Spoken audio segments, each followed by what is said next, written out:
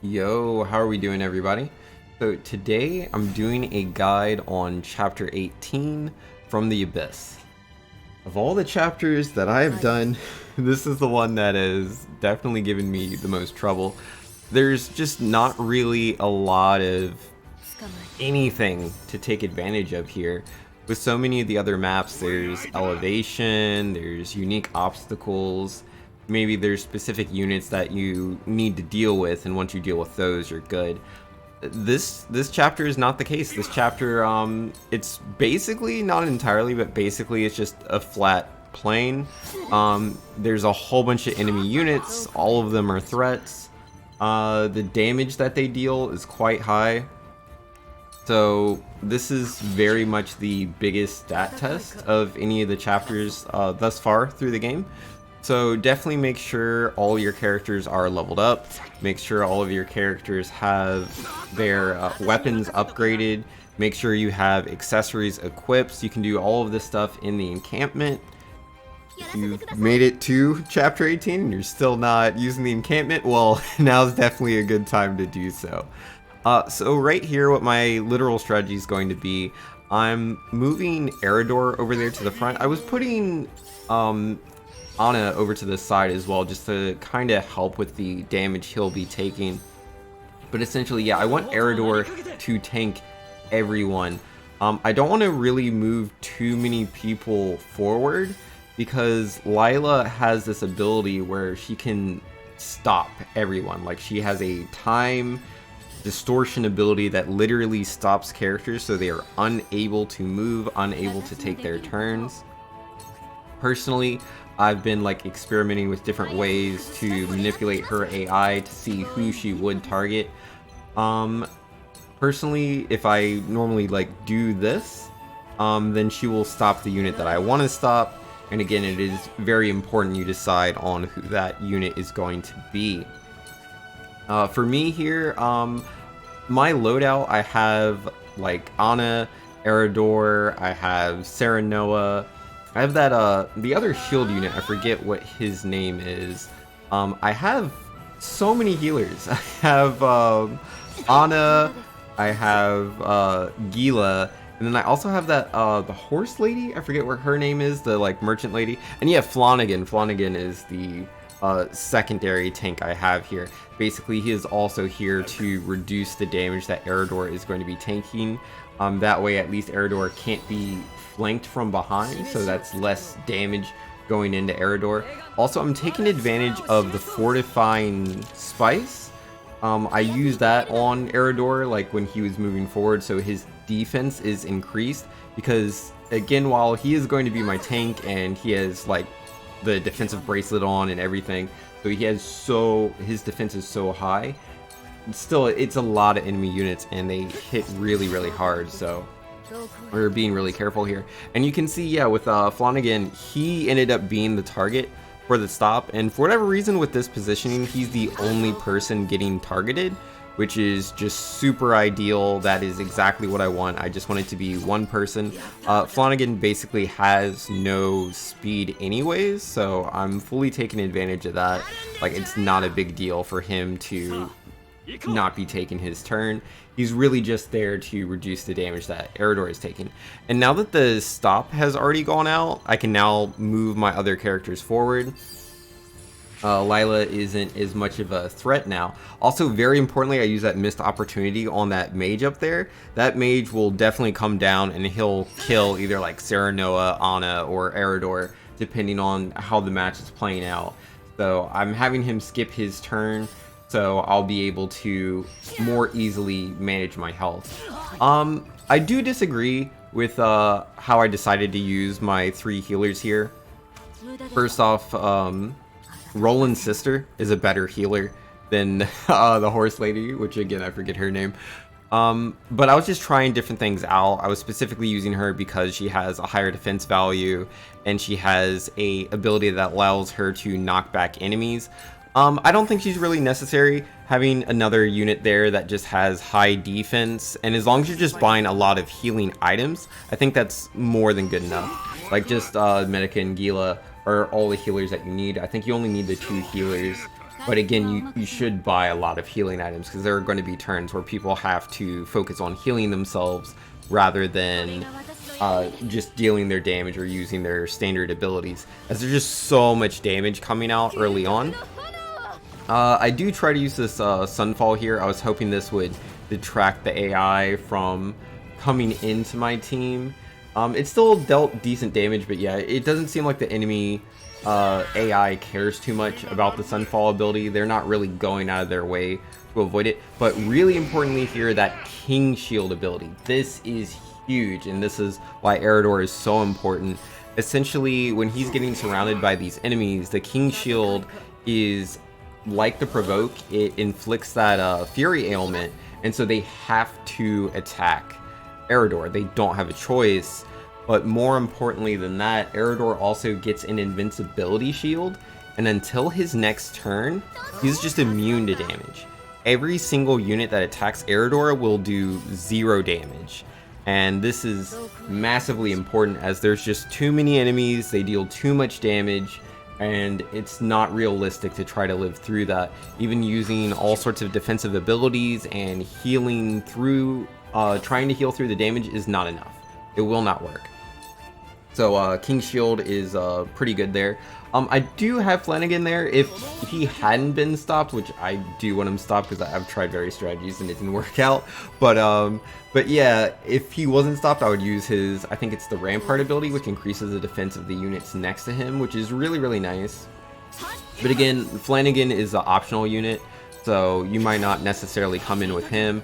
I don't think it's mandatory. I think you just need a unit that has decent defense. As again, with Flanagan, he's not really going to be taking many turns anyways.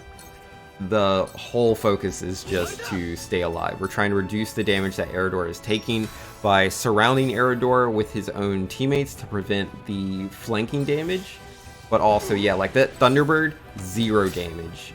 Very, very important that I'm not dying to that Thunderbird, as these mages, they just hurt really bad. Yeah, right there, that one attacked Serenoa. Thankfully, Serenoa has enough HP, so he will survive. And the other units were provoked by the King Shield, so they were not going to attack Serenoa either. And then Medina right here, she has the Celestial Salve. This is her weapon ability, if you upgrade her weapon all the way, where she can heal everyone on the map, regardless of where they are. It does take up 10 of the like super basic baby healing items, which are super cheap and easy to buy. Again, you should just buy tons of those if you're using this healer. Is that such a amazing ability? It can be really hard to get the heals onto the right characters otherwise. But yeah, the main reason why I'm saying you don't need this third healer that I'm using, the mounted healer, is because of the fact that her heal, she can only heal people that are next to her. It's very difficult to get a lot of mileage out of that, where you're necessarily even healing 2 people, depending on what the positioning is, the formations and whatnot. So instead, you could just use one of those items, the ranged heal pellets. Those basically do the exact same thing that she does. And if you're using the larger ones, they heal for quite a bit. So I would highly suggest, again, swapping her out with any unit that just has high defense. And I think you'll have a little bit of an easier time than I end up having here. But again, I was just trying out various things.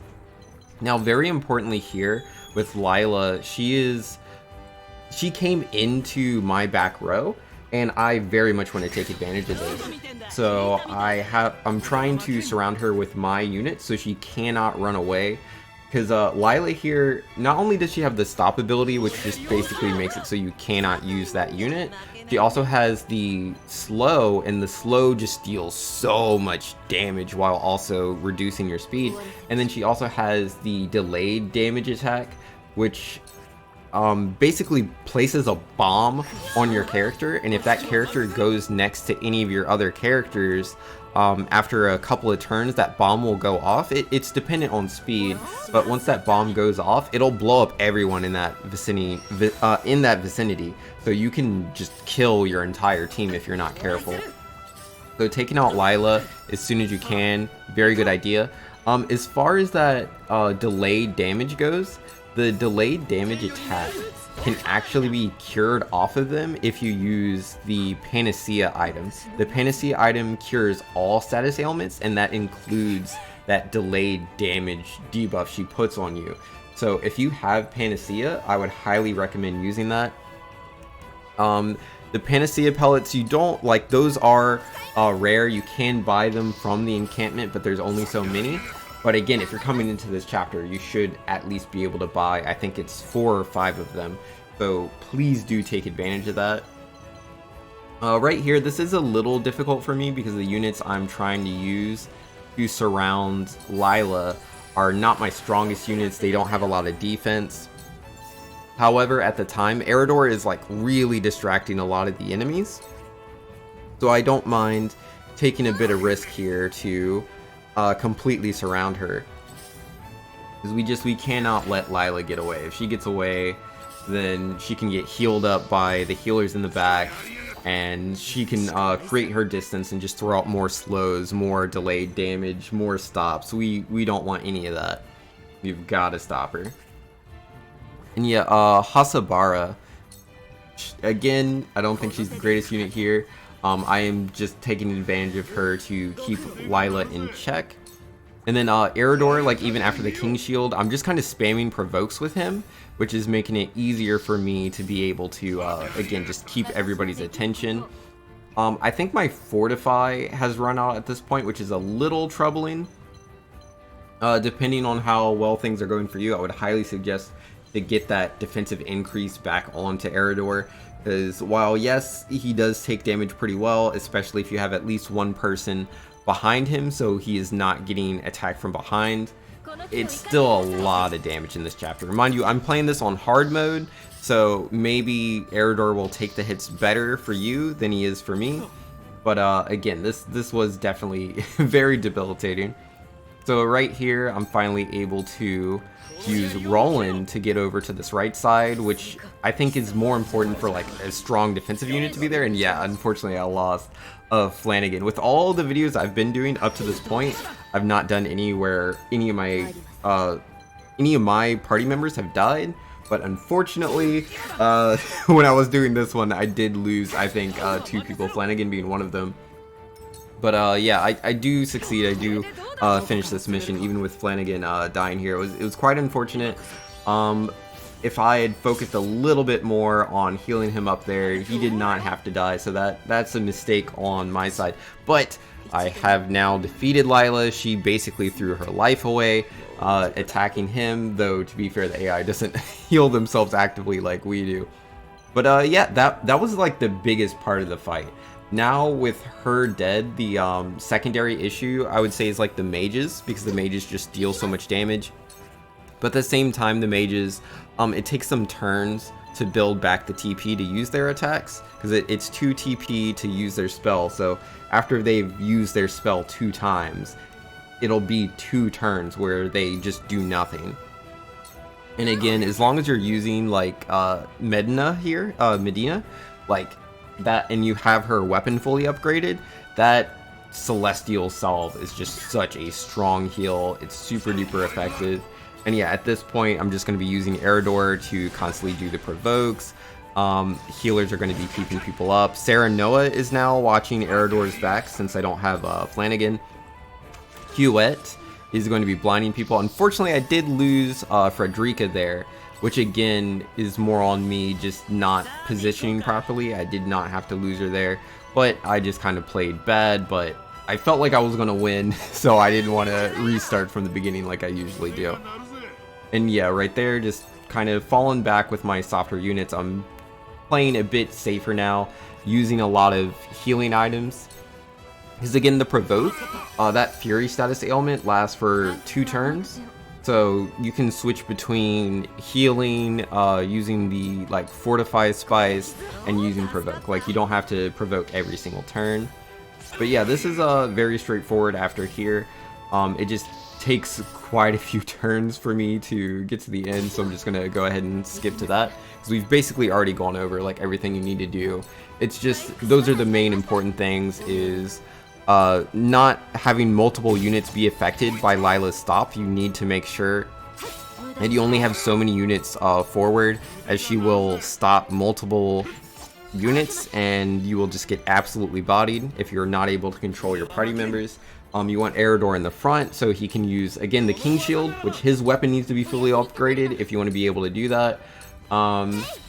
You need Medna, I think. Like, at least, if you don't have Medna, at least you need to have Roland's sister in here. Which, again, I guess that kind of depends on your path. But yeah, like, at the very least, just have 2 healers. You need 2 strong healers. And yeah, take care of Lila, have her surrounded. Erador, King Shield and provokes, have someone at his back so he's not taking too much damage. And then yeah, just be wary of the mages. I like missed opportunity here. The quietest abilities are very strong. But yeah, that is going to be my guide for this chapter. If you found it useful, please let me know, and I'll see you guys in the next one. Peace.